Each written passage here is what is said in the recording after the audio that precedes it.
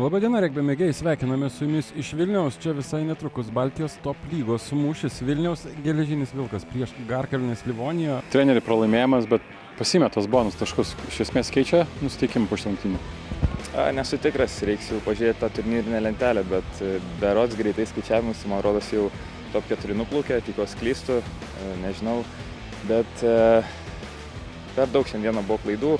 Visas šis sezonas yra banguotas, žaidėm gerai, žaidėm blogai, gerai, blogai ir taip pat šias rungtynės irgi turėjom labai gerų atkarpų, pelnom taškus už 2 minučių praleidžiam, pelnom taškus už minutės praleidžiam, tai galim kaltinti, ką norim, aišku, turėjom traumų ir šiek tiek ta komanda išsibalansavus, žaidėjai žaidžia galbūt ne ten, kur turėtų žaisti ne savo pozicijose, bet turim pasidaryti išvadas ir judėti toliau. Galim būtų teikti, kad gynyba buvo ta esminė problema šiandien.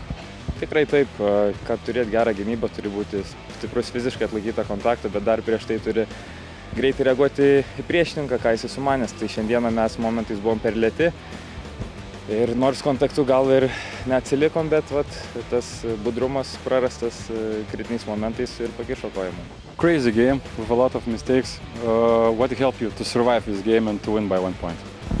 Yeah, it was a pretty crazy game, bit of a roller coaster. I think we just stayed reasonably composed when we needed to.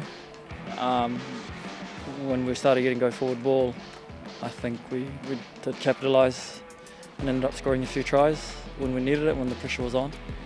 But same with Vilkas as well. They did show up when they needed to at times, but just today we just did it once more, I guess. It was your last game in the regular season. How can you conclude that season, that 6 games you have already played? Oh yeah, I've loved it. It's been awesome, very physical league, and it's pretty exciting. All the games are pretty tight.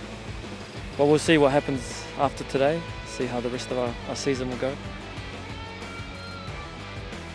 Bet esmės nekeičia 29, 32, 31, 32 laimi Livonija.